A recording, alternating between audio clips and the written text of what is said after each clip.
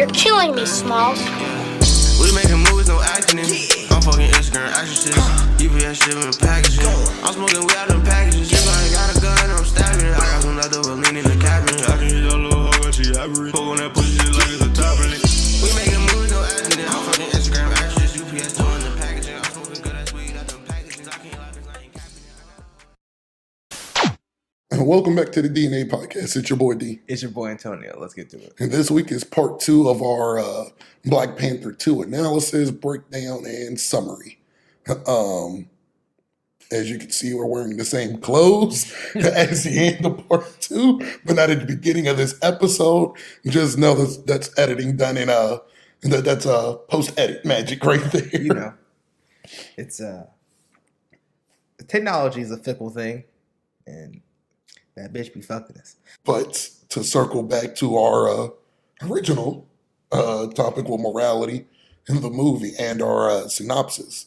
So we got to the point where Shuri met Killmonger. I believe it was a little bit OD for her to go full Killmonger. I think you said that it kind of made sense. It makes sense. It makes sense. I think I wouldn't be in a if it was me in the situation, I might be in that mental state to see Killmonger. If that makes sense. I would be in the mental state. I guess for me, I'm a thinker, and I have been there, done that in many ways. But so like I've seen the signs, I know what goes on, this and that. I would have been in a mental state, but when I would have went and seen that nigga, like, you know, you can be in denial as much as you want, even in real life. You can be in denial about what's going on because you have no real evidence. Nobody can really prove to you that you're acting weird or you're not right. There's no real proof. Mm-hmm. And bro, you would have went to the afterlife and seen that nigga, bro. Out of all the Black Panthers that were, you see the one nigga that you didn't even expect to be there. Like, how much more proof? How are you in denial after? And you're in so much denial that you're not even willing to tell people who you saw. But like, I think that's the weird line for me. She's in denial that she's not acting like Killmonger, but she does not want to tell them that, yep, man, I went there and saw Killmonger, and he said we the same exact. I don't know. It's just like, either accept it. If she would have accepted it, even for the time being, like, this is it, and then, you know, towards the end, when we get to the end, it was like, this is wrong, I would be more on board with it than her denying it. Still right down that road. Yeah. Subtle costume note to point out. She, you notice that she used the gold like Killmonger used in his suit, tying like the characters together. But also, she hated like Killmonger was the person that she hated the most, but they were the most alike. Yeah. Like, even in the first movie, they were the most alike. Like, if they had grown up together, they probably would have been best friends. Yeah, you're right. I always seen Killmonger as just the other side of T'Challa, and I won't noticing. Mm-hmm. It's kind of like a Joker and Batman thing. They're exactly the same, just situations were different. Mm-hmm. So I didn't think of that, but I guess T'Challa and Shuri was best friends. So I guess that also makes sense. Yeah, like their stories and character development is kind of the same too. Like they both lose their parents. They both, you know what I'm saying? Now, like, it's not exactly the same, but like they lose everyone they care about, and they're driven into insanity. Yeah, and making decisions that aren't always the most fleshed out. You know, I did not think of it that way. Well, they would have been They would have been friends.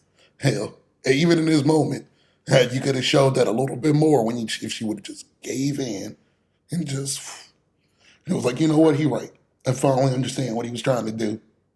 Damn, girl, you done went full crazy. But I think they didn't want to compromise her character integrity like that. I think that would have been a better story, like a better redemption arc for her. It wasn't enough movie. Yeah. They would have to be a part 2. I was about to say, this is already 3/4 of the movie. It took us 3/4 of the movie to even see the damn Black Panther suit. Unless you're telling me a real good story, which as far as story go, this is 7 out of 10, maybe 6. You know, it was a solid story. I'll give it like a 7.25. You feel me? Like it was nothing. It was nothing that you couldn't follow, but it was still a good story. Mm-hmm. So I guess it was okay not seeing the suits. But you know how I feel, bro. If it's especially when it's standalone movies, boy, I need to see that suit more than I see that nigga. I came here to watch Black Panther. Damn it, I didn't come here to watch Shuri. But they wouldn't be. I guess it makes sense not to see the suit until like the end. Yeah, it makes sense for the like in the arching of the story because like you know the Killmonger destroyed all the heart-shaped herb, and she was trying to make more in the beginning of the movie, but she couldn't make any more. And then you know like it just made sense in terms of the story. This is what I need to ask. I'm blanking on it. Mm-hmm. So the herb gives you the suits? No, the herb gives you the powers. It makes you a super soldier. And so she made the suit that fast? Well, she was making T'Challa suits like that. So okay, that's why I was just making sure. I was like, bro, the suit's not the hard part. It's the powers that are the hard part. And she already had it made on hand. I'm about to say, like, she came straight back and had that bitch. like there was no even like an hour of her making it. She went, came back, put that bitch on. Like. Well, she also has like a supercomputer, so like I'm pretty sure the supercomputer could just like, all right, I'm gonna take care of this. I got you. I was making sure because I was also like, they can't just throw it on whenever. Like it just doesn't spawn when they think. They got to put it on. So how does that work? Okay, so they still got to put it on. They have the necklace. The necklace like holds the suit inside. It's like Tony Stark's wristwatch. And the nanobots come out. Yeah, it's like that. So that's what I thought also. That's why I was like, I was just a little bit confused. Like, oh, does the suit come from there along with the powers? Like, okay, that makes sense. Yeah, I was just the suit and the powers are separate. The powers just make it stronger. Okay. As far as suit design, I give it the design. I will give a 9 out of 10. I don't know, that bitch looks so. It looked too CGI for my liking. She looked like a Power Ranger. Like, and this not me being overly critical. And to be fair, all the Black Panther suits kind of look like Power Ranger suits. If you go back and look at them now, it's like yeah, it's literally just a spandex suit and a helmet. I don't know why I did not notice that with the T'Challa, but like as soon as I seen this bitch, okay, what the fuck was the Animal Force? The Black Wolf Ranger, right? Ooh, I used to love that one. That was the first thing I said in the trailers. That was the first thing I thought. And it was like, it's not a bad design. Oh no, it's just a lot of CGI. Also, I think it's the first time we've seen it on a woman, so I think it's just different. Because as far as I know, the suit's practical. It's not CGI for the most part. Like they might go in and fix some stuff in CGI, but as far as I know, like the Black Panther suit, all the suits except for Iron Man's suit for the most part is like practical. Oh, I'm not gonna hold you. I thought she was just in like a leotard, like a green screen type leotard. They give them actual suits and they put and like the suits have like fake muscles in them. It's funny to say I'm not mad because we have to do that. It's just boy, I be flexing that bitch up under everything after the movie. I'm just yoked up. Bro, you feel me? Damn, they're huge in that suit. But then you be fucking Spider-Man come out the fucking suit like the nigga be hot constantly. Bro, why you hot? I'm just warm, nigga. You know what I'm saying? Do you have a shirt on under that? I got more than that up under this. That's funny. But it was still a great reveal either way. That I don't know. I just like that the costume is like an extension of their personalities. Mm-hmm. Like Killmonger looked like Killmonger's looked a little bit more savage than theirs. It's savage, but it's also like flossy. You know what I'm saying? Like I'm a flexing motherfucker. Like that's why I chose gold and all the colors. And it's kind of everything that the Black Panther shouldn't stand for, but does. T'Challa's was kind of just basic. You know, modeled after his dad, which was his hero. So paying homage to that, and now Shuri's is just. It's like a fusion of the two. because it's like it's not super flossy like the Killmonger's suit, Yeah, but it has the gold accents like Killmonger's suit. and it's not as basic as Yeah. T'Challa's. It's a little bit more Mm-hmm. upgraded. Which also like fits her, you know. Boom, boom. Riri makes the suit. This Riri suit, it looks exactly how it does in the comics. Mm-hmm. I just hope. I don't know. I always want her to switch the colors. Not because I like Iron Man, but you know, it's her own. She's her own character. She already made the Iron Man suit. Isn't her colors red and blue instead of red and gold like Iron Man? I thought It's so. black. I think it's black, red, and yellow. Oh, it's a bright. Oh, I can't remember. I mean, you feel me? I can't remember exactly. I think there's more black than in Iron Man's. Okay. So like, you know how Iron Man's, I think, is about, 60% red, 40% yellow. Mm-hmm. I think there's like 40% black, which makes the other colors just highlight the black. Oh, no, I would like to see her in an all black suit. Maybe I look too much like Black Panther. Oh, no, I would like to see them switch the colors just for her. Or just like a red and black suit.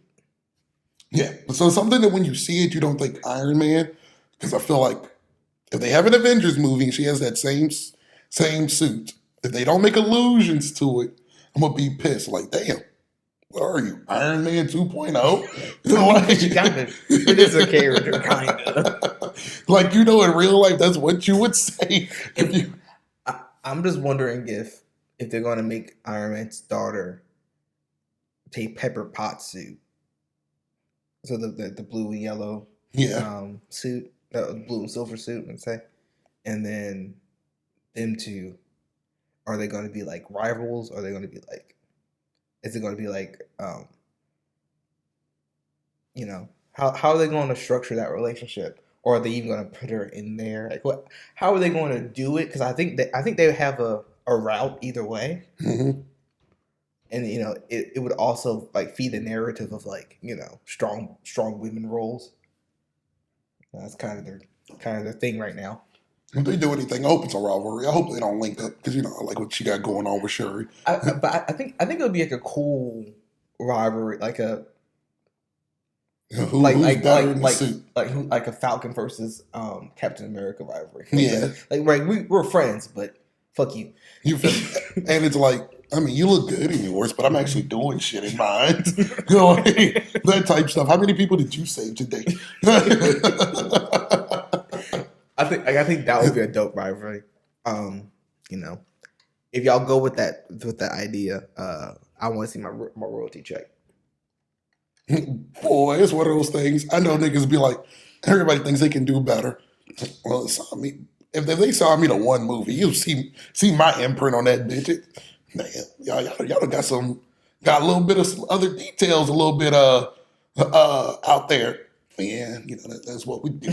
Yeah, that's what we do out here. But we're towards the end of the movie. Shuri makes this big plan to go attack Namor, take out, I guess, the Royal Guards. Whatever Unit A is called. The Spec Ops team. Kill Namor, and she actually don't have a resolve to the plan after killing Namor. She just want that back in blood. That's it. And I'm not even gonna lie to you, the people of Wakanda, I think structurally, I think the story makes so much sense because it works on people's mental. Like, for the fact that they abandoned the Queen and followed Killmonger shows me that they're just not deadly aligned to whoever's in power. And it's like all the pushback they were trying to give Shuri, because this plan makes no fucking sense. Why are we going through with this? But it's because they were just attacked and they were scared. But I also think it's a little bit of revenge in that too. You know what I'm saying? Like, there's a little bit of that, like, hey, we gotta get this look back. True. I can't let that shit slide. I was about to say just what of M'Baku. Hey, him being the voice of reason is wild. And it's just like, he's just asking the one question, what is next? Like, we can do this. But what is next? Why are we going to do this? And there's no end game. There's no. Do you think when you kill somebody's god, they just roll over and take that? We scared. Fuck y'all. We out of here. No, they don't do that. I mean, like that. I guess that is an option. Like, you know, we've seen, you know, groups and stuff fold when you take out the leader. That does happen. But will these people fold? And we know that they're like 3 or 4 times stronger than us, just naturally. And that's the kicker. If they had to do a bunch of stuff, or had to do a bunch of smoke and mirror to rival us, maybe so. Bro, they already like way stronger than us, and they live in a portion. They're stronger than us on land, but their domain, their territory, it's an automatic wash. Once we go there. It's funny because it's water. Like, we have a slight fighting chance on land. Boy, if we get close to the water, it is up. I mean, honestly, the better plan would be to draw them out into like the mountains where they were at. Isn't it? Like, isn't that the better plan? I thought that's what they was going to do. I thought they were going to do basically the war they had in Endgame. No, Infinity War in that same exact location. But I understand why they wouldn't do that. Like, it's too close to home. Yeah, it's been done twice because they did it in Black Panther 1. Which didn't make sense then. It kind of makes sense. Because that's where they were shooting the planes out. So, of course, they were attacked from where the planes were coming out of. So, it kind of made sense then. And then, they did it in the Savannah. Yeah. In Endgame. Well, not Endgame. In Infinity War. So that's been done twice. So I get why they would do a different scenery locale. Yeah. And so the locale they chose was in the middle of the fucking ocean on a boat. They had to get close to the boat, but also be close enough to a desert. They out here in Morocco, like, hey, bitch. Bro, those niggas are literally in no man's land. They're in the middle of a body of water fighting niggas that live in the water. Well, they had to be pretty close to the shore because I'm like, we gotta draw him to the desert because his skin gonna get dry. So I believe they're in the middle of whatever you want to call it, because you actually can't tell how fast it takes for them to get from where to where. Because they're in a fucking jet traveling at the speed of light, basically. like when she kidnapped Namor and when they flew, bro, we don't know how fast that bitch get up. From my calculations, they should have been halfway across the world at that goddamn speed. I think the plan, if they're in Africa, I'm just assuming they were by the Sahara Desert, far enough away from the coast to not see the coast. Yeah. Like 100 miles out, some shit like that. You know what I'm saying? Yeah. And then I know that it was real deep just for the fact of where the Talakan could still have their great white whales. Was it great white belugas? Was it belugas? It was some whales. Killer whales. Killer whales can be up near the shore too. Yeah, but you can really see that bitch. Like, that bitch was still dumb deep. Oh yeah. Yeah. So it was out there. And their plan all revolved around goddamn a sonic device on their boat. Their boat looked like a goddamn battleship. They should look like one of the battleships in battleships. But my thing was like, this ship is designed really poorly for war. It was real skinny. It was like really skinny, and then like, why is there like no guns to just shoot the niggas? Like, like you could have had Wakanda's on fucking guns to shoot niggas. I don't know. Maybe because they were trying to keep it more kid friendly or something like that. That was the idea. But and also, why was this bitch sitting so high up? He could have literally been half the size. I mean, I guess being taller would be better because it's harder for them to get up to the boat to you. So I guess that does make strategic sense. Sure. I will give it that. Everything else. But like it being skinny and tall, bro, that bitch knocks over easy. That's the fundamental flaw in the structure. But obviously that sonic device failed because who knew? Also, this is my last little nitpick with the scene. Why did they have multiple boats? Goddamn it! I feel like concentrating your forces all on one boat. Even if it was just two with that same sound device, they got to take that bitch out twice. Yeah, That's my only last nitpick. My only excuse would be like because they didn't have a lot of lead time, ahead of time. So maybe that was the only boat that they had that they could, what I'm saying. And I don't feel like Wakanda does a lot of sea warfare, so maybe they don't have a battleship. They just fly over and bomb your shit. So like, I will go with that. That was like the one real glaring thing to me. Like, damn, you want to know what's better than one? If you would add two. A fleet of them hoes. Bro, you feel me? You could have put a fucking canoe with a Because when that plane inevitably failed, I mean, I guess, from Shuri's point of view, it worked. But when it failed and bro, them niggas was up on that ship like they were Spartans. The Telecons was just, they were climbing that bitch. Even from the tactical standpoint, I know you don't want them to get on the ship, but what type of advantage do we have dangling? Like dangling fighting. I feel like that's a movie stereotype. Like whenever they always do that in like movies. Like I know have you ever seen that wall? It's a movie called Great Wall, and they're like fighting like I don't know some kind of dragon monsters or whatever. But one of the premises that they drop warriors down the wall to fight the dragons and shit as they climb up. And it's like, my nigga. Just going over basic physics, bro, you don't get your footing like that. Like, so in the scene, if you watched it, they're basically standing upright, fighting them, like they're on land. No, bro, you will be fucking kicking your legs for dear life if you're dangling off something, especially when you're fighting. Like, this isn't sparring, this isn't practice. This is literally life or death fighting. Especially if you've never done that before. Like, this is your first time ever doing some shit like this. I'm pretty sure they never had an operation where they had to lead off some shit and fight like that. So just that was a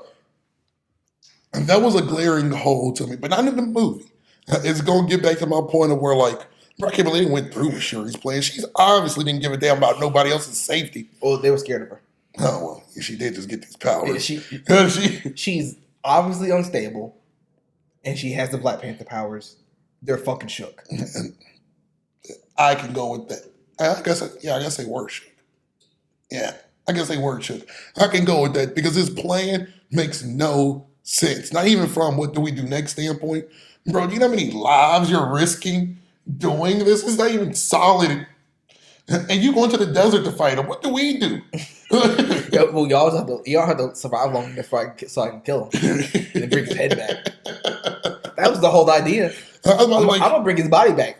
Like what happens if they get pissed off that you kidnapped them and they finish us off? Thank God you killed them. They killed us. But fight scene was cool. The Namor thing, the way they captured him, made a whole lot of sense. That was probably my favorite part in the movie because like it was so much thought behind it. They pretty much captured that nigga in an easy bake oven. That's exactly what it was. That's hilarious.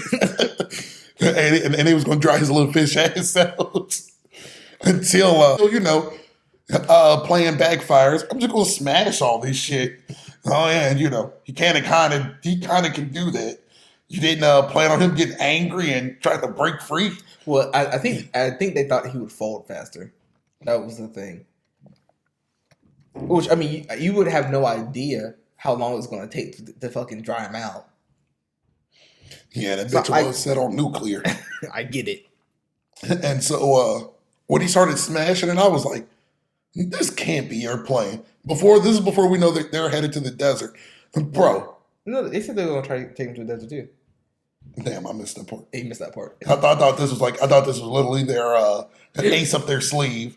The whole reason why they were heading to the desert to begin with was because, maybe he'll get out but then we'll already be in the desert. So he's already fucked anyway. I'm not saying that wasn't their plan. I just didn't know it was introduced to us at that moment. When I seen the desert, I was like, oh, they're playing. No, they hinted at it at the when they were in the scene where they were the montage where they were building shit. Oh, okay, now that makes sense. I was about to say that this was a good surprise for me. You had to back up to this little flying shit because this could not have been your plan. So many lives are lost for this shit to fail. And they land, and their fight sequence is pretty good, except for the biggest flaw in the movie. The biggest flaw is when they crash and they both blackouts. Can we not agree that Namor did not wake up first? Because he found her and attacked first. Mm-hmm. Why the hell didn't he go back in the water first? But I think that's a little bit actually happened in a fight. Like I think you would get because you get fixated on one thing in those kind of situations. You know what I'm saying? I know I've been in fights and I've gotten tunnel vision. From his point of view, he also almost still won, which shows how strong he is. Mm-hmm. Nah, bro, as soon as they crashed, like, I thought that was going to be the end, and she was going to stand over him. You know, he's weak, he's out here. But for him to go in the offensive directly, bro, I mean, we don't know how long it takes for him to recover in water. But shit, bro, what did that bitch? For all I know, it's damn near instant. Bro, I would have hopped in that bitch for a minute. That player was worthless. Like, you got me out here in the desert now, but I'm fully powered back up. Well, we could give plenty of excuses why he didn't do that, but they were so close to the water that you could see it. They were one run away from being in that bitch. Why did he not? Yeah, they were probably about as close as from the beach to like the fucking 300 yards from the fucking beach, easily. Could see that shit. Like, oh, that was the first thing I thought when Shuri popped up, and we don't even know how long she was out. I hate that trope in superhero movies where the damn hero seems to get knocked out fairly fucking easy. How long are you out for? You can't be a hero getting knocked out like this. Like some people could. But that's every action movie. That happens in every action movie ever. I only started noticing in American Dad when they used it as a trope. It was when Stan was being, well, he's always an action spy guy, but they was ripping off of spy movies. Austin Powers to be Frank. And he got knocked out like 3 times. He got knocked out by getting hit. Then they were dragging him, and he hit his head on the curb. He got knocked out. And Roger, the villain in it, even had like, you get knocked out pretty easily. It's kind of weird. It's funny. I haven't seen that episode. Nigga, go back and watch that. Great episode. It is just like, I know he gets you from point A to point B, but how long were you out? Like, to the point of, like, if I can believe Namor was knocked out with her, how long, one, was she out? How long was he up before? I mean, like, so, like, realistically, no more than a few minutes. Because, like, the battle's still going on at sea. Yeah, when people get knocked out, like, in a fight or whatever, it's very rare for them to be out more than, like, 5 minutes. Like 5 minutes, they're rushing to the hospital. Yeah, something's probably really bad. So like, you know, it's pretty common. I've only known UFC fighters to get knocked out. Not saying that normal people don't. I've just never seen somebody get knocked out. Yeah, I mean, but like I've seen like street fights, like videos, and like I've seen it happen in person once. And like people get knocked out, and they're usually up. They're not like, you know, ready to go, but like they're up and somewhat aware within 2-3 minutes. All my damn videos be and they're just about to fight you. The cameraman gets off of them, or the shit cut out. When some niggas get knocked. Yeah, typically the fight cuts out. But like I've seen it where like, you know, they're up in 2-3 minutes. They have a concussion, but they're up. So that could make sense. I'm about to say, like, I've never known it. I've never seen somebody get knocked out and wake up. So I don't know what the logic is with that. But Yeah, how long were you up, Namor? Did you have to find her? Did you know? I mean, but honestly, it probably would took him extra, 5 minutes, 6 minutes. But also, you also got to think he's suffocating. So how clearly can he think? That's why, to me, it makes more sense for him to go to the water But than fight. but what I'm saying is, it's like you have all this adrenaline in your system. You're you have this tunnel vision going because you're in a fight. I gotta neutralize the threat. Kind of thinking going on, and then on top of that, you have hypoxia, so you don't have enough oxygen in your blood, so you're not making good decisions anyway. True. So I think it's one of those. I think all those factors on top of each other. I think I would have made the same decision. I think for me, so like say like the roles was reversed and the scenery was reversed. So like they were fighting underwater and he was trying to drown her and Shuri somehow turned the tables. Mm-hmm. You swim up to get your breath first before you go on the offensive because you need to get your mark. Well, before you do so, I feel like for me it's the exact same situation with him on land. Now your points does make sense, but he can sort of breathe air. That's the thing. and she can't breathe underwater. Yeah. That is the only hole in it. All your points in my head is more of the reason for him to go get like, can't breathe, fucking crashed, I'm dying, like I'm dying. I would be so out of it. I wouldn't fight. If you want to say that I ran the opposite direction from the water, trying to find it, okay, I'm good with that. Like, damn, a nigga was so stupid, bro. You ran away from the water. I wouldn't run it for something, goddamn it. But outside of that, and I feel like that's the egregious part because the second he gets water in his system, it is up. We know it's up because Shuri struggles to fight him. And we can, if I'm doing percentages, because of the crash and how damaged she is, I would say Shuri's 50, maybe a little bit more than 50%, like 52% ready to go. She was already neutralizing him in the tank, plus the crash, plus I feel like, every second that he's out there in the desert, he's just dropping. He's probably at like 20% full power. So his 20% was still giving her the business. Hell, I'm going to say less than that because he's blacking out during the fight. He's like 10. He's in and out of consciousness as they're fighting. Like, when they did the scenes of him just going back and forth, he's like 10% and dropping and giving her that work, giving her that business. But I think they also did that to show like she's inexperienced in this fighting shit. Like she's been in some fights in her life, but like this isn't what she do. This isn't you haven't been in a fight with this guy. She hasn't fought a super soldier yet. You know what I'm saying? She's fought regular niggas. Are Thanos' troops stronger than super soldier? I mean, I'm pretty sure they're on par. I'm pretty sure they're because Captain America was giving them that business too, which don't fucking make sense to me. But that's another. We gotta give the white guy something. You know what I'm saying? I was about to say this nigga Captain America running through them niggas like they thugs, like they just normal thugs in New York. Well, but that's a different rant. But Yeah, it's like what though? But yes, this is hell for all intents and purposes. This is her first time fighting the guy. Great fight sequence. I really can't remember exactly how it ends. Cause I know she impales him, but I don't know the twist of he fortune. impales her onto the like piece of wreckage, Yeah. through the stomach, and I think the spear is like broken in half, so it's not the full length. And she pulls herself off the spear, which don't ever do that. It will kill you. Because it doesn't even make sense. So you're pulling yourself to it when you could just pull it out? Don't pull it out at all. You leave it in. You will bleed out. Oh yeah, you could bleed out. I forgot about bleed out. Forgot about bleed out. But even more, when you go to it, bro, you're just lodging yourself more into it. If I remember correctly, either she broke it and she pulled did herself break off, or it was already broken. She One of broke these it. two, she broke it. So Yeah. it would sometimes.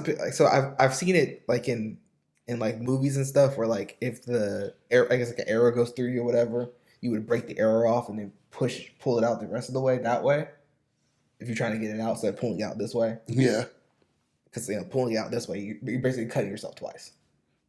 makes So sense. you would just finish the cut, but And so she got free, and Namor passes out. Namor is dragging him, trying to drag himself to the water, and I think she's I know she's standing over him, and she's about to kill him But then she comes to her senses, and because he can't fly anymore. 'Cause she cut off one of his wings, does but that happened in the fight scene. those grow back?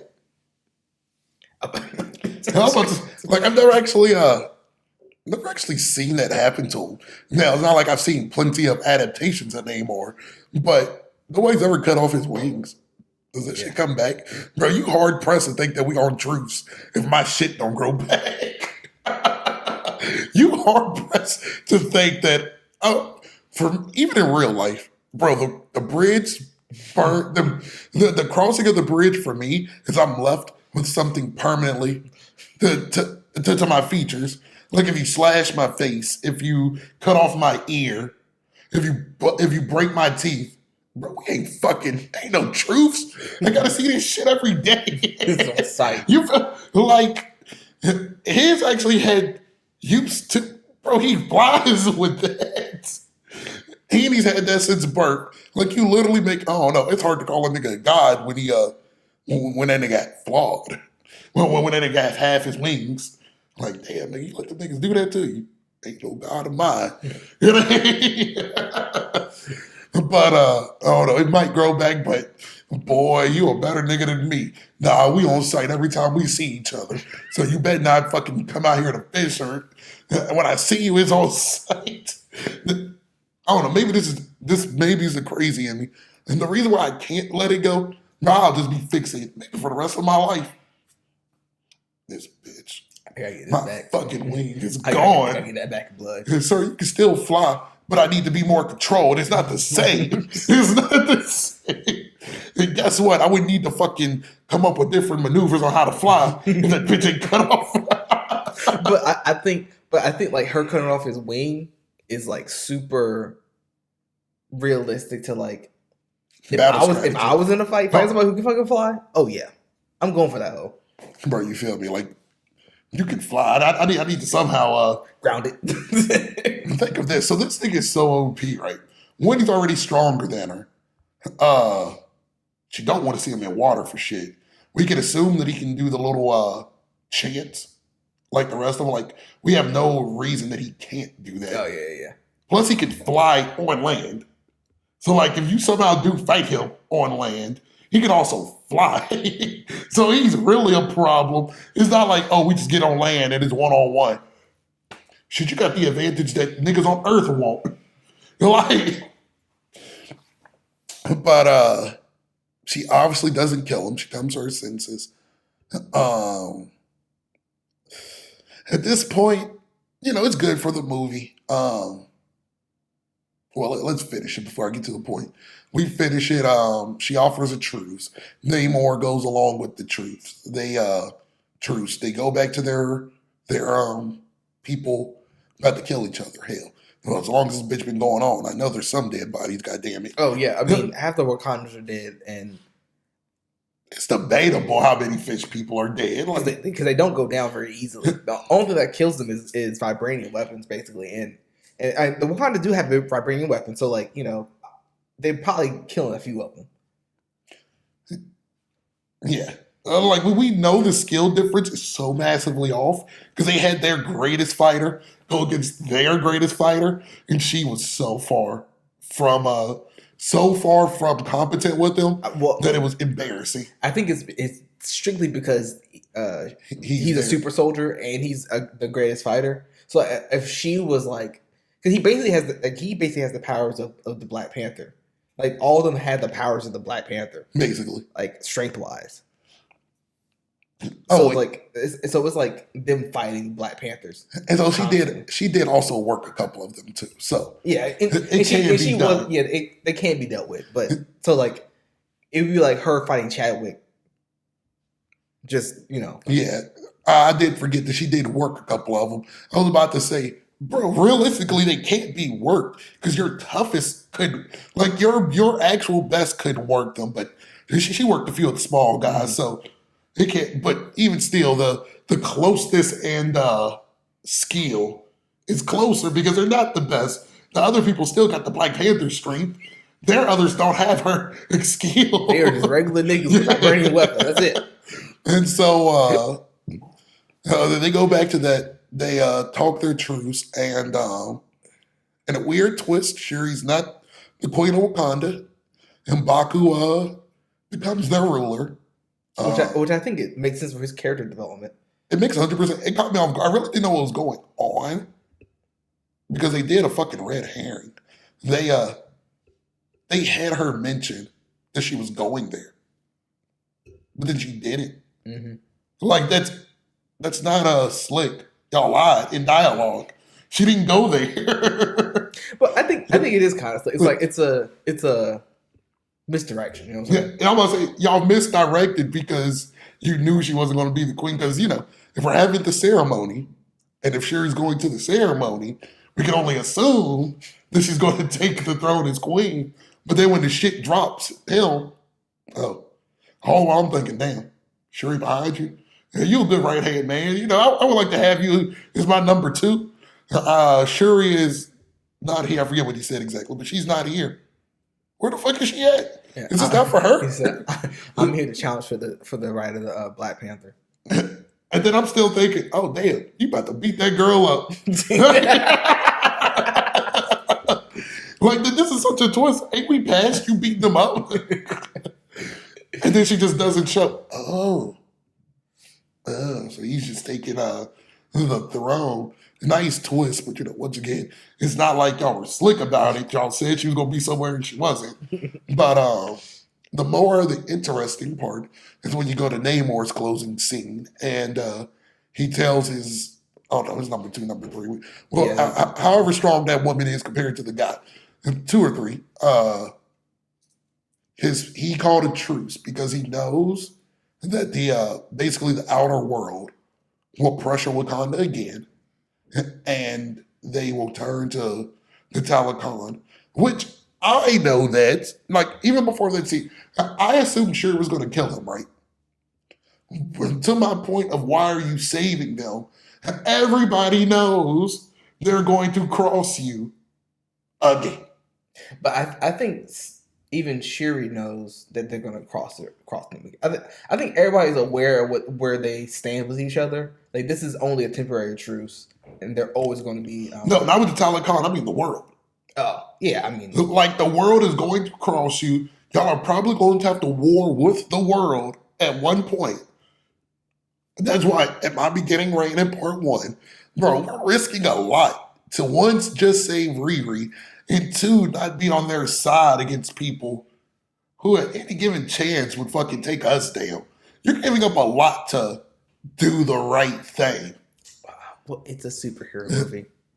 They're not using like regular people logic. They're using superhero logic. And I'm not gonna hold you. This is my only problem with the Black Panther movies.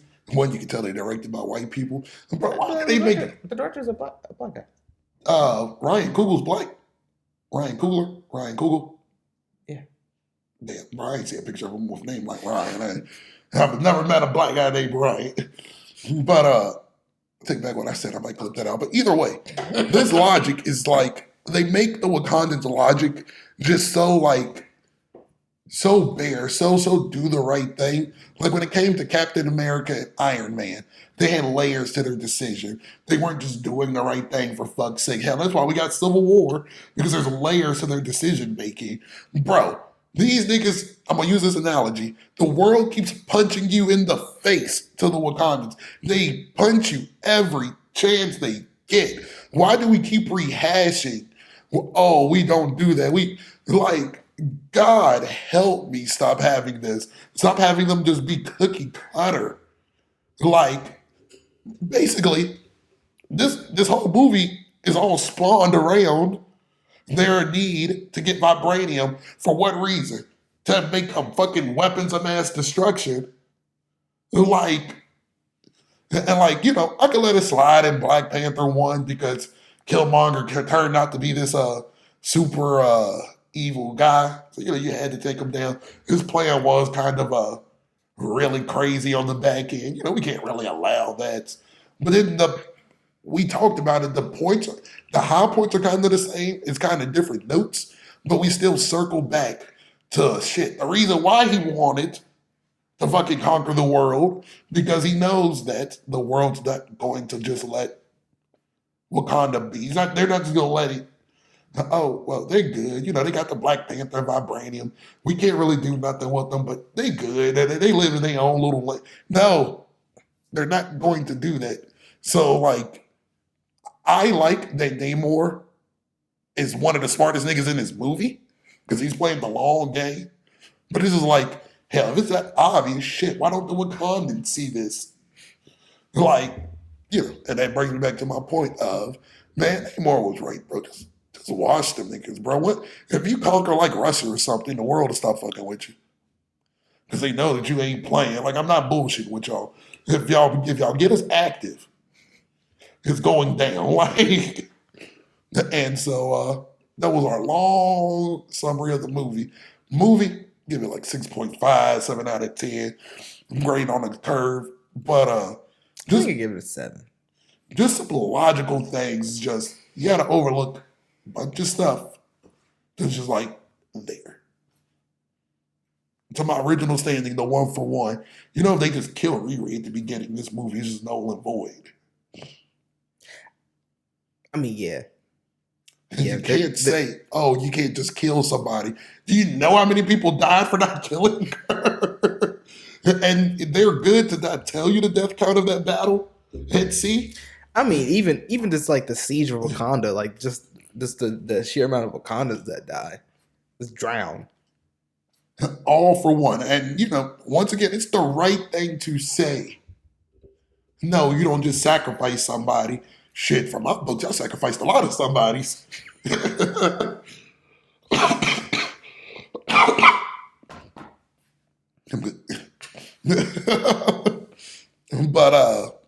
yeah, what you think of the movie?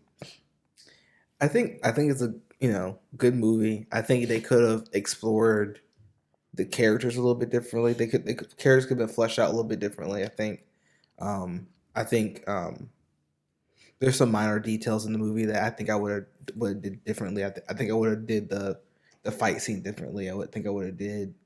I think the final showdown I would have did the same, with Namor and Siri. I think that's the resolution of the story of the movie. I think I would have did the same. I just think some of the minor details in the movie just don't add up. But and it's once again, when it comes to Marvel movies, you gotta wait and see if one of the hugest plots, one of the major plots that go on, do the Avengers become how to handle the Wakandans? We know that there are allies because they came to our aid, many times. Mm-hmm. But if governments are starting to declare war, starting to turn against them, mm-hmm. I think that's a great narrative. If that becomes an overarching narrative through most of the movies, that becomes one of the huge plot points. Mm-hmm. Well, this is great. You got something with that because it splits the Avengers up again organically. This isn't just a rehash of Civil War 1. All this stuff has happened. Plus, you still have Namor in the mix. Don't know what's going to happen with his own series or movies. They got something. He said there's something for that. But it's that's good. But always to my point of Marvel movies, if this great plot point is just hashed out in one movie, one thing or whatever, bro's it's wasted potential. And then also with this movie, I feel like you could have split this movie up into two. So you could iron out those details. But I think the Avengers have already gone kind of anti-government now, in general. None of them are. I guess the only person who's kind of answering to government orders is Falcon. Everybody else is just doing their own shit. It's kind of after Civil War was never really stated. Mm-hmm. Because at the end of the movie, it shifted towards Bucky killing Iron Man's parents. Mm-hmm. But I noticed that, I think I might have noticed in Spider-Man, there's never really a resolve, if that makes sense.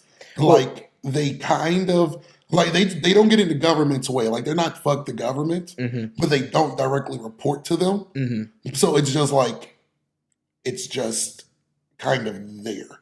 Well, Tony Stark and his crew were still everybody who was living at the Avengers, headquarters was still reporting to them, basically. And all the Captain American people fled to like China or the niggas were being spies. And then like Thanos came, and then the snap happened, and it's just and then it was at this point, fuck it. Yeah, I was about to say like it just went away. But I kind of get it because like this petty shit isn't important no more. We should put that shit to the side.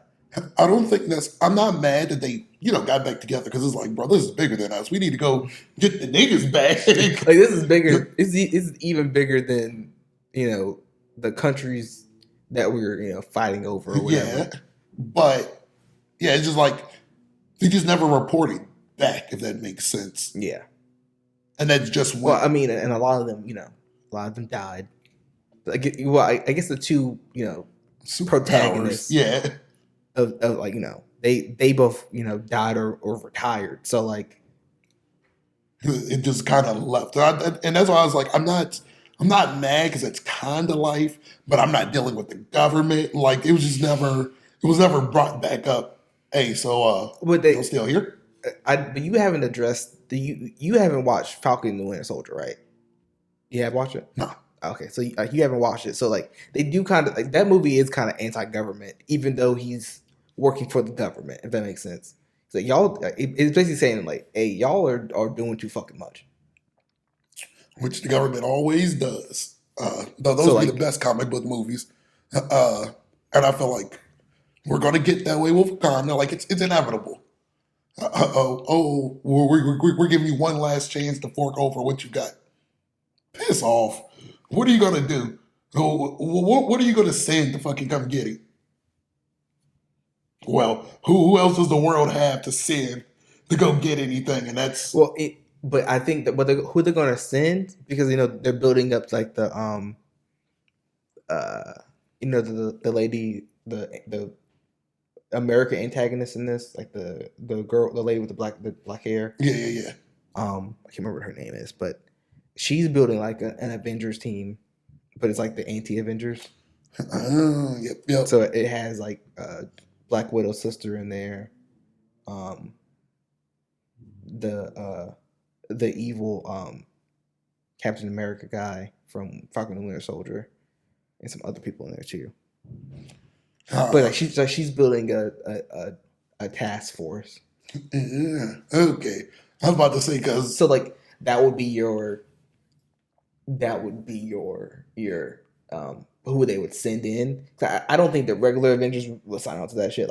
Like Falcon's not going to sign on to that shit. Yeah, I'm about to say it only gets to this weird place, and DC hashes this out so much, and you know what goes on. Superman is so U.S. government that when Batman says "fuck him," that's where the rift becomes, and it's like, who's going to give out more? Do you believe in your government so much to keep doing wrong when you know it's wrong in the name of right, or are you going to say fuck them and this is wrong and then become enemy of the government?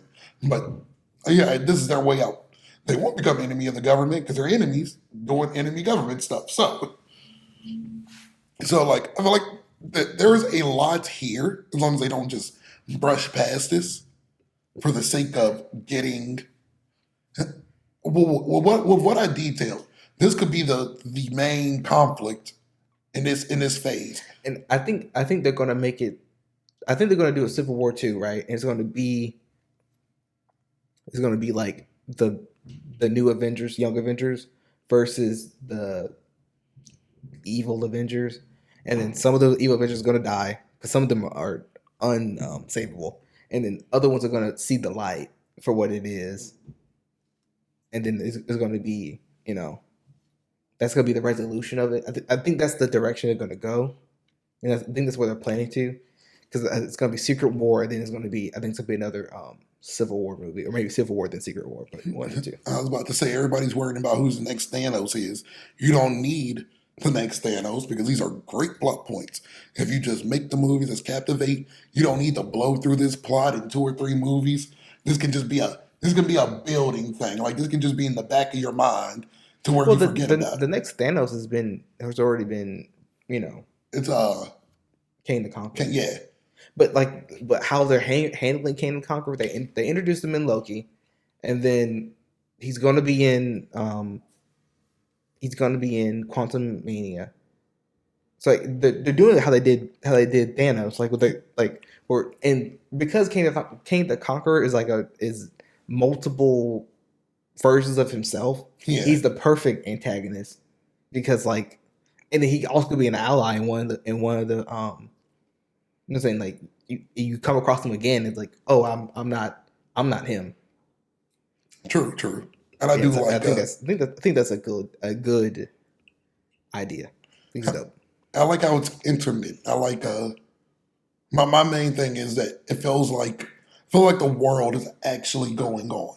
Mm-hmm. Like he's gonna be in Quantum Mania. Oh yeah, Doctor Strange is doing Doctor Strange stuff. This makes sense. Why Doctor Strange is not around for X amount of time because he's off doing figuring out this multiverse thing. Doing I don't know what he's doing in Quantum Mania, but it's Ant-Man the Wasp. In Quantum Mania.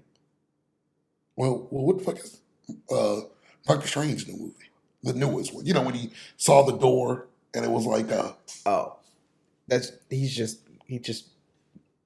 But they're hopping universes too. But it's just. I was about to say, they had a name. I can't think of the name. But the name came out wherever the fuck that's supposed to be.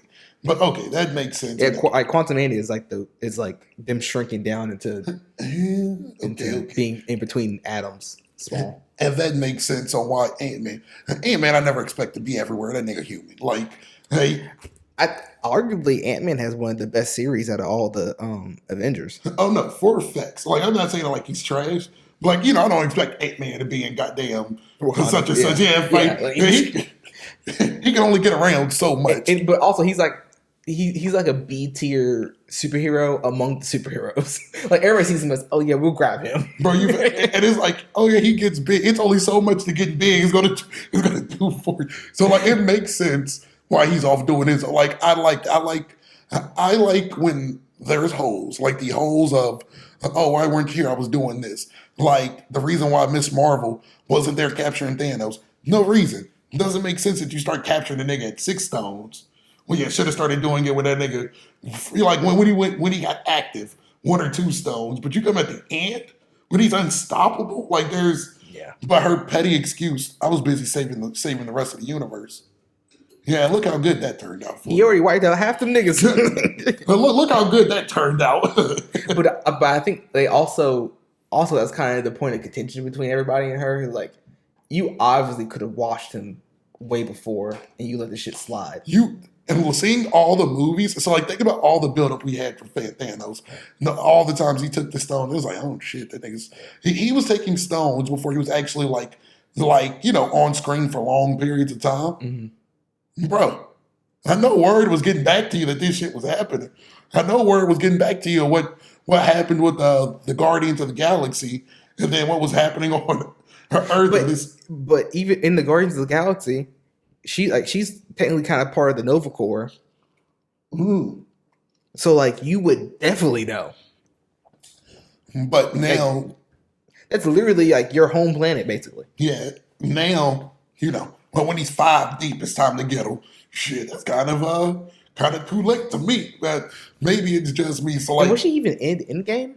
Not Endgame. Infinity War. She came at the if she didn't come at the end of Endgame, she came at the start of Infinity War. That's when she had the real snarky, when they went to go capture Thanos. People was like, no, she didn't show up to the end of Endgame, I think. At she came at the very end. She was introduced into to them at the beginning of Endgame. Yeah. She came, I think, at the end of Infinity War. Because if she was there for the fight in Infinity War, it wouldn't have been as much as a fight. Yeah. They might still have lost, but it would have been at least tighter. It would have been competitive. Yeah. He literally, I don't think he really threw no, he didn't throw a punch. He blocked. He just blocked with the gauntlet because it was nothing. He He had his people fight. They figured out where Vision was. He teleported there using the gauntlet. Boom, boom. He seen. I think he may have threw Captain America, but like he reversed time on Scarlet Witch, threw her ass, took the stone. Like that's it, basically. I mean, Thor tried chopping that nigga's hand off, but like he did this with so minimum effort. If he just aimed for the head, he would have. And I'm not even mad at Thor's part because I'm not even gonna hold you. I would have chopped his hand off. I would have tried to do that. He did body shot off. He didn't chop his hand off. Oh, I thought he went for the body. But he was trying to like make him suffer, which I also kind of get why you would do that in like if you're in that mental state that he's in, because he did. Yeah, like you just lost the brother that you just reconciled with. I'm not like so many people do want to be mad at Thor in that instance. Go figure. I'm mad at Thor. Like, bro, and so we're mad at Thor when Star-Lord fucked up there, when Miss Marvel was nowhere to be found. Yeah. Like, so but we mad at the nigga that actually went on a full quest to get the weapons necessary, came to fight, and then tried to kill. We mad at that, bro. I don't know. I wouldn't have chopped it. I don't know. Maybe because I'm not a hero and I'm not that barbarian. I don't know. Chopping a nigga's head off is pretty far. I would go right for the head. If it's a life or death situation, I'm going for the head. Knowing what we knew, because they ended up chopping his head off anyway. Well, that version of him. But I would have chopped his arm off. That would have been the arm holding the gauntlet. I would have sliced. I mean, that also would have worked. But and he couldn't put it on his left hand because it's a right-handed or left-handed gauntlet. So you couldn't put it on your right hand or whatever hand it is. That's what I would have switch back and forth done. But and once again, I'm not mad at him. He put forth the effort, and this is literally split second. Take away his mental, say this is split second timing because he got it. Like this is boom. I need to make a move. I'm gonna throw that bitch. How well was he aiming? He was just aiming for him. I kind of get it. And how would you know, just in retrospect, for him to say aim for the head? We have all reason to believe Thanos would have deflected the weapon anyway. Well, I think because he shot in that fight scene. He shot the I don't know which stone it was, but he shot like an energy beam at him. Yeah. And he used the axe to like cut the beam in half. So I don't think Thanos thought he was going to get close to him anyway. Yeah. He thought he had it in the bag, and then I was about to say, like, even though it happened, we didn't even have definite proof that it was going to hit him anyway. Like, so I'm not mad at him there, but so yeah, that's always my biggest gripe with MCU. I feel like heroes don't have reasons for not being there, or they just be doing shit for the sake of doing shit. But I like when, oh yeah, Ant-Man, I went off to discover the quantum realm more because, I'm glad that I had it. Figured out how to time travel. There's probably more secrets. Oh yeah, that makes sense. Doctor Strange just figured out the multiverse, and now he needs to go save or go. I forget what the fuck he's doing, but he's going to go do something. Yeah, he just got Mephisto's daughter just came and snatched him up. Yeah. So it's introducing another villain. All this makes sense, and so like I like that. I like that. There's plenty of problems brewing. Mm-hmm. So like we have Kang. This Wakanda thing is about to happen. They about to have the evil Avengers, basically. I actually like the direction that Marvel is going with because they're setting up a whole bunch of issues and some like world level issues, some city level issues, some universal level issues with King the Conqueror, and it goes like down and down and down. And I think that's realistic. That's realistic. Like what I'm saying, and that's why you would have like city level superheroes like Daredevil and She-Hulk, and like you would have city level heroes. Let's be real, Spider-Man is kind of city level hero too. Yeah. Like, he has all the potential to be like world level strong, but he's a city level hero. Yeah. And this is how you get franchises and make more meaning when you it's just adding substance. Because I don't know, I feel like there's just periods where when they didn't have a movie, they're not in somebody's movie. Their explanation of not being there is just doing normal life stuff. I got married. Nigga, the world was on the line. That's not no good. That's the most selfish shit I've ever. Y'all niggas didn't send me a ship. Man. Like, I was going to get there. I can't fly. So like stuff like that, I'm against. But like, yeah, it's building. It's a bunch of stuff that's about to fall apart, and yeah, even say like is to say like this Wakanda thing don't go too far left, but like it gets resolved, but it gets resolved without the help of the Avengers. The next logical thing is to feel resentment towards the Avengers for not helping you. But they didn't kill nobody. Not this. Oh, I'm talking about like yeah. Like if they send the evil Avengers and something, and say like you can somehow get through that movie without the Avengers' help. Well, next time I see y'all bums, I'm not fucking helping y'all. Where were y'all at when we needed y'all? I mean, especially when we reach out to you and you don't show up. Yeah, that's a problem. If it's different, right? If we don't reach out, we don't tell you what's going on because the government's not going to tell you what's going on. So true. I was about to say so. Like yeah. I think if they don't reach out, it's a problem. I think these are just great layered things that makes it more compelling. I feel like it gives you more movies. When they said they're cutting back movies in terms of quality, no, y'all, I just don't think y'all are making the most out of your movies. I don't think you need to make less. I think they're making too many, like, because they're doing the TV shows and the movies, but the TV, like Loki, great TV show. That would be real weird. Even the show that I had the least excitement for, Hawkeye, it was a good city level threat TV show. And that's what I was about to say. Even for She-Hulk, I'm not watching that shit. I've heard people that watched it, and it's not really a comic movie. It's a comic book hero, but like more geared towards females. I'm not mad at that. It's a slice of life kind of show, and I kind of get it. I get why they would go that direction. But you use those for your shows.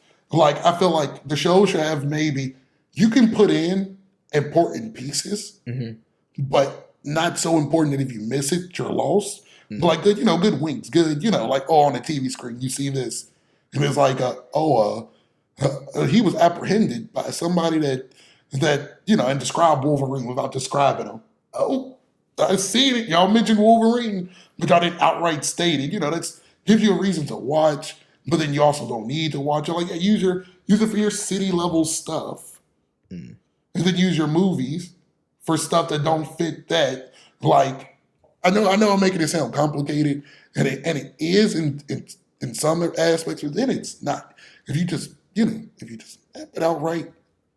I feel like they need a little bit more movies so they can let some stuff marinate a little longer. I think there's a line that you can do with both. You know what I'm saying? Like you can both have like, I think majority of your TV shows should be city level threats, which I think is actually how most of the movies are, or the TV shows are.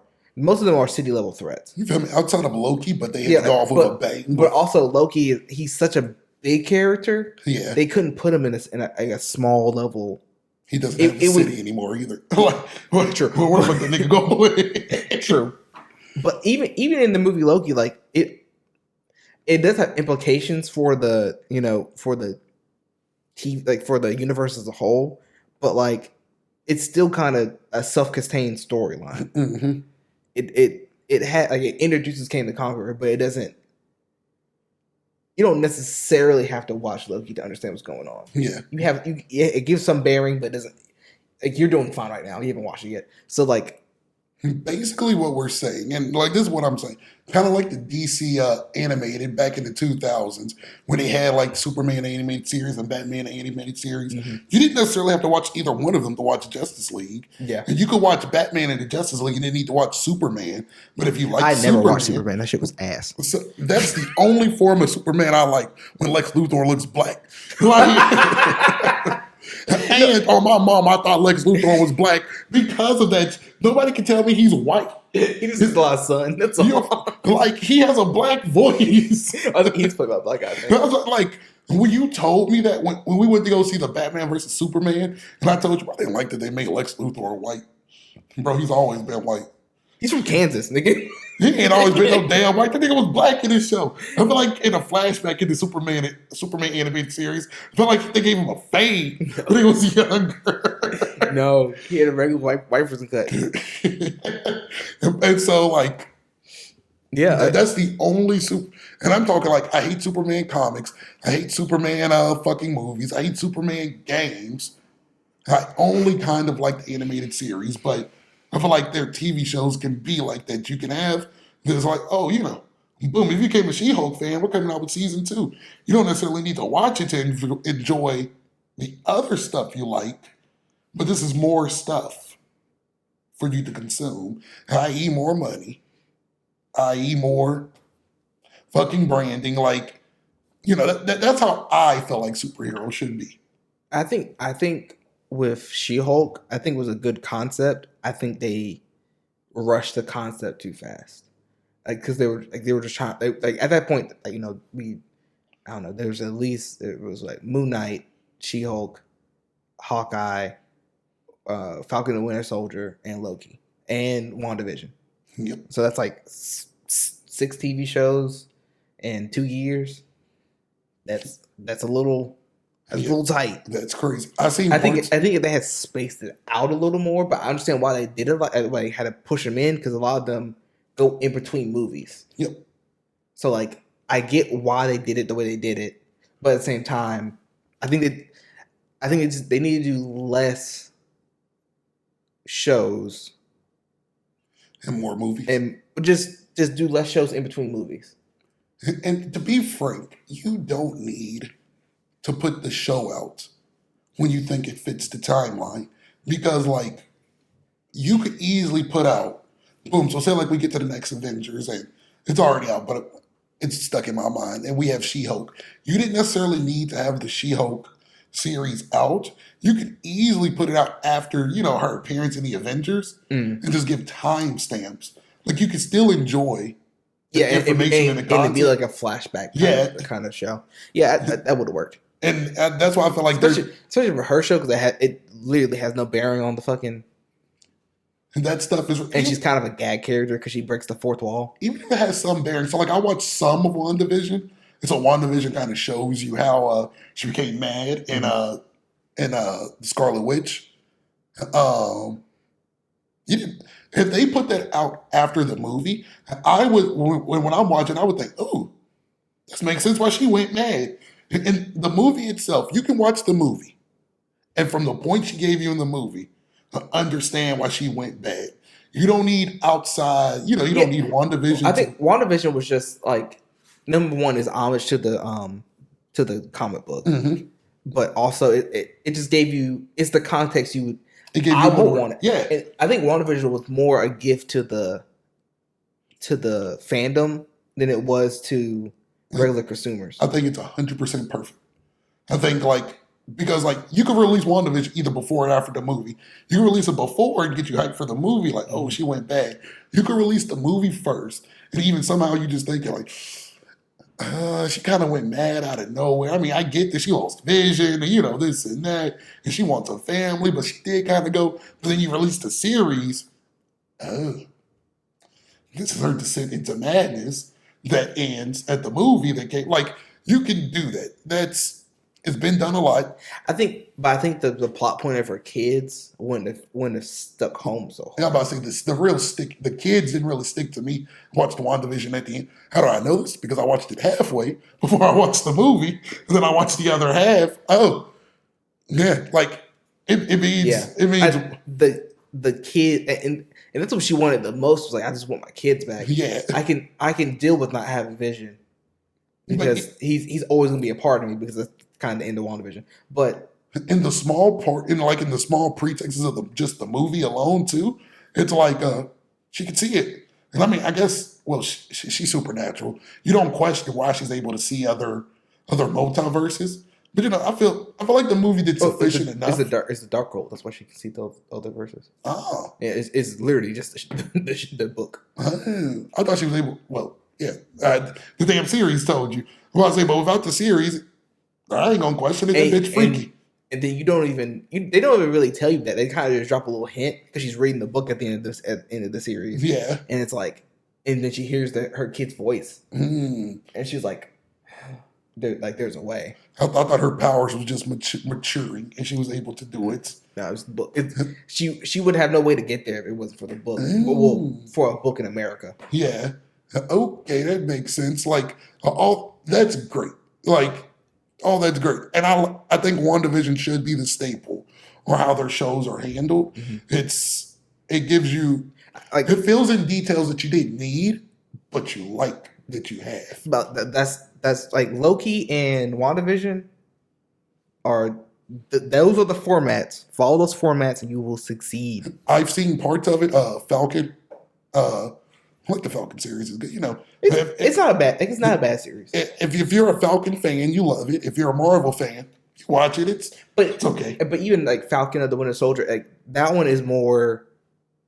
It's like world threat kind of big, but it's like country big. It's not like an entire world threat, but like it's one of those series where it's like, oh, this is cool because it's giving you, context. It's introducing the black Captain America. Is introducing it introduces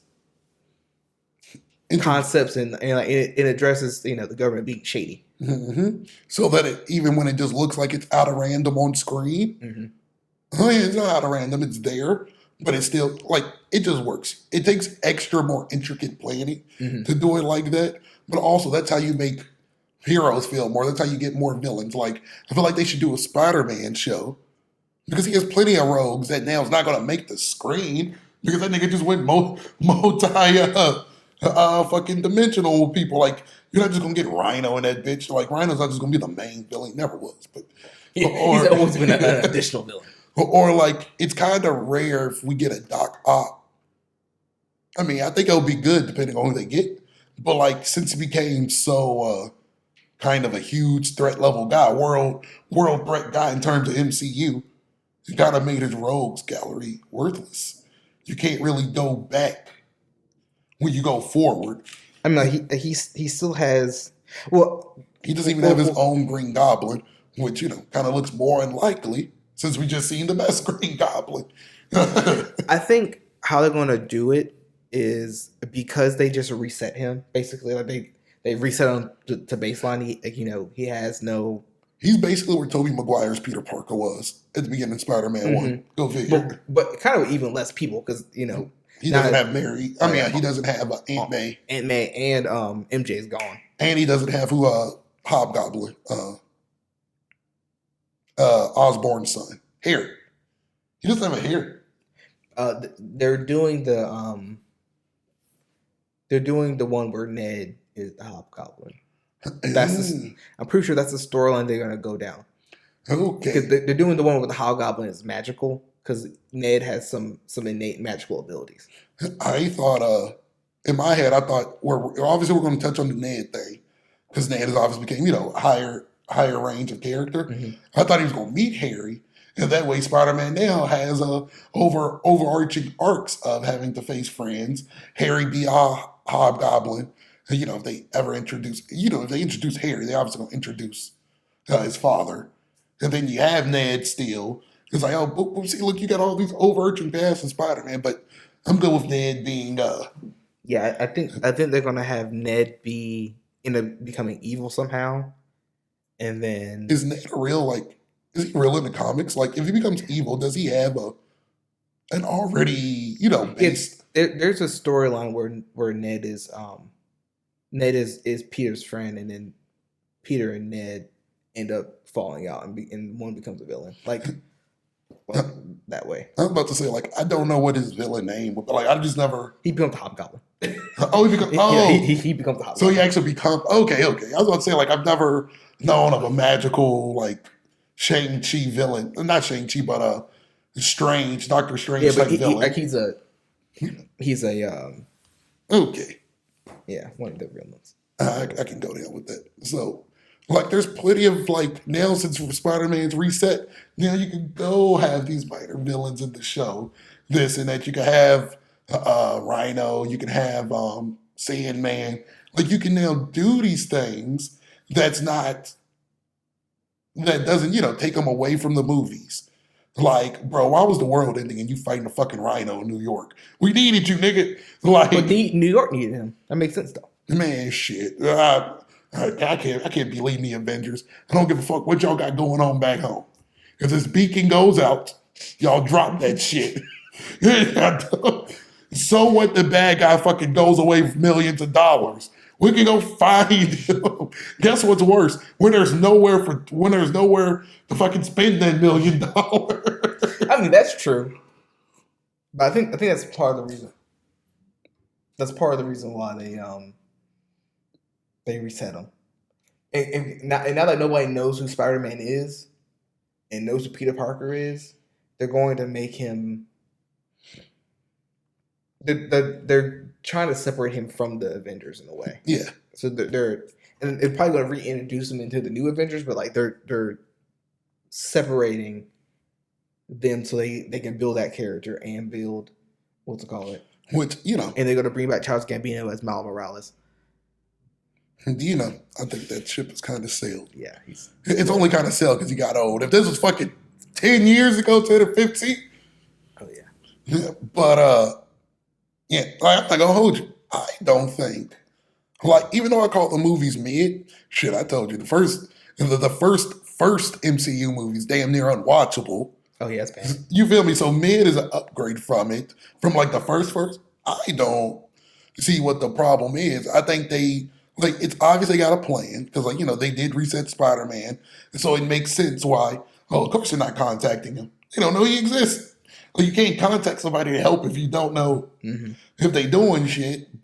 Like, all this makes sense. Just go with it. Some of the details that I nitpick and that comes out, sure, possibly you could have made this movie longer. I mean, not longer, but you could have made this a 2-part movie. Of course, you're going to need to have, I guess, the battle at the end with something. But maybe that's an appetizer to the huge battle at the end of the first one. It shows Namor like, okay, if this is the route they want to go down, and then boom, and then you already got whatever for the second. It's like you just need a little bit more time, a little bit more details hashed out. Don't just skip through shit. Stuff needs to mean something. Like that 1 week that Shuri and Riri, imagine this, in that 1 week that they had to do shit, she somehow brought back the Black Panther herb.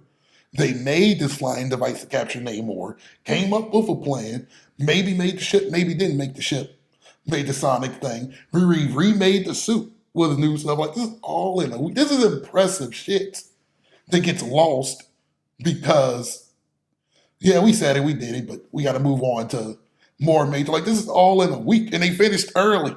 We know they finished early. You gotta realize. Well, they probably finished a day early, yeah. But you gotta realize we are the minority of the viewer. Like what we want and what a normal person would want is gonna, the main demographic, the casual, doesn't want that.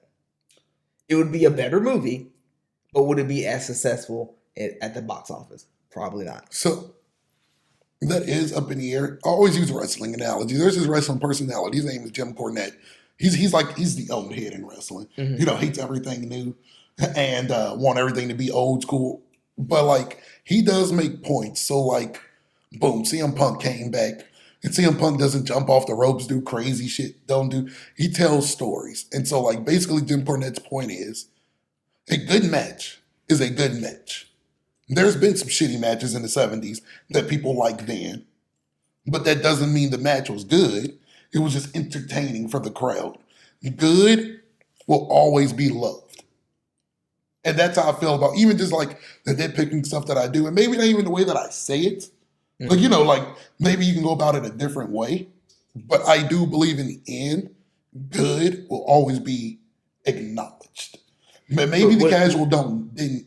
The questions we had, the casual never even thought of. Yeah, for sure. Yeah, so like this doesn't hamper their experience at all. But if it's there, it's kind of like you don't know what you don't know.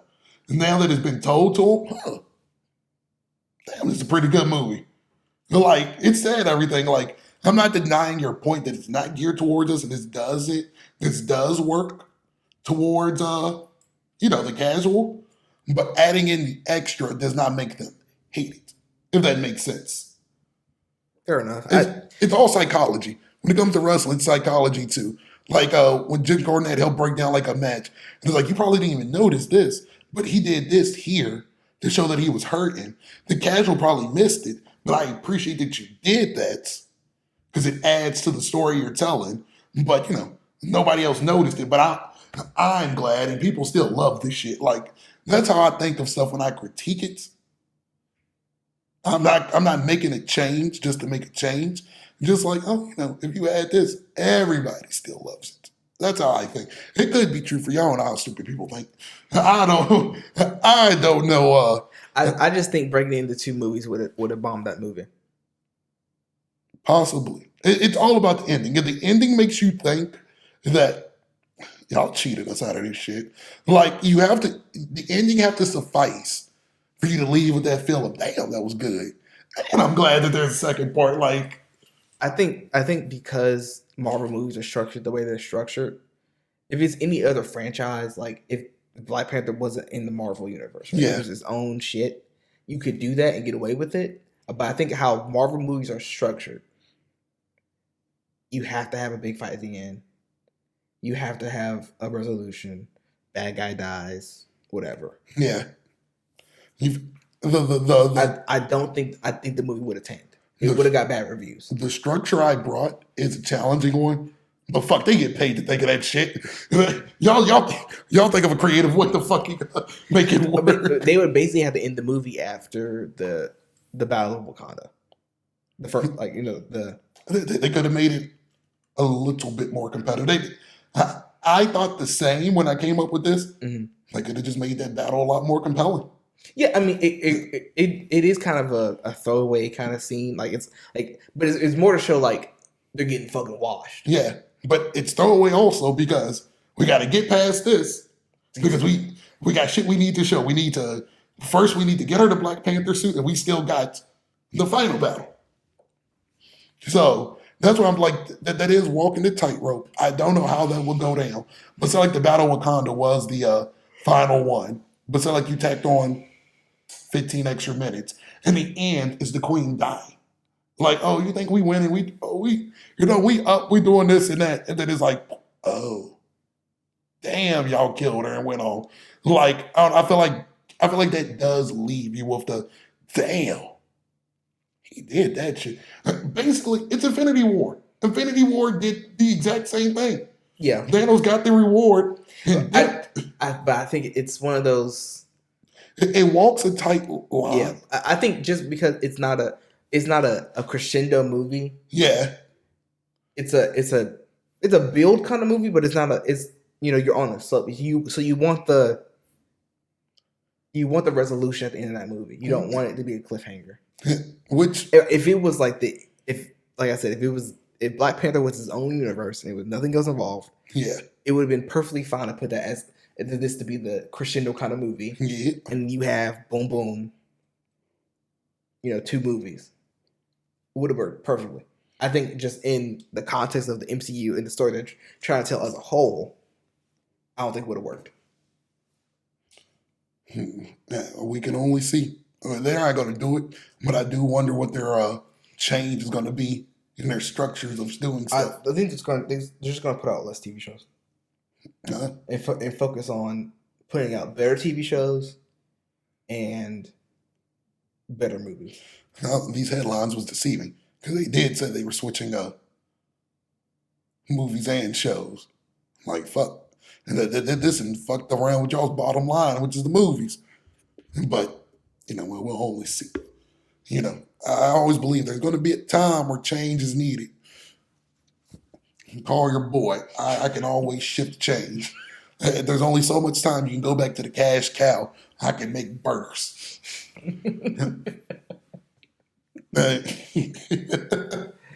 All right. Well, this was one of our longest topics. But I enjoyed it. yeah. I mean, we got deeply nerdy. We got off of some tangents. Morality in there. People love our morality episodes. So it's morality of comics. I mean, this is something that plays out in real life. You know what I'm saying? So I think even fiction imitates life. You know what I'm saying? So Fiction's at its best when it imitates life. Once again, that's why comics was made. Comics are weirdly, and I noticed this. I watched this Injustice movie on Hulu, on HBO Max. mhm. Comics are at its best when it's anti-governments. I don't know why. Whenever there's a government corrupt, and most of the time, I guess because we're in America, it hits me more. Like as the U.S. government doing shicey shit, comics are at its best when you're dealing with morality issue, and I guess just morality issues. That's just when they're at their best. They're good, when they're just fighting and just doing shit. But this is when comics are there. Hell, that's the basis of Batman. If Batman's able to be one of the top heroes, he's an anti-hero. Like everything he does is him against villains and police. Like this is when we hate Superman. Most people unanimously hate Superman. Why? I mean, there's plenty of reasons, but he's the poster boy for governments. So I feel like, yeah, the comics are just at its best when it imitates life. Like most people don't trust their government as is. So Yeah. like we're there.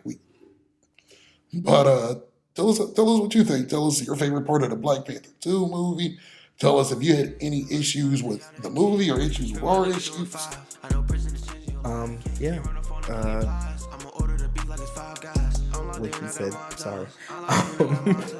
Yeah. Just Comment, like, and subscribe. make sure you comment, like, subscribe. Let us know what you think, and we out.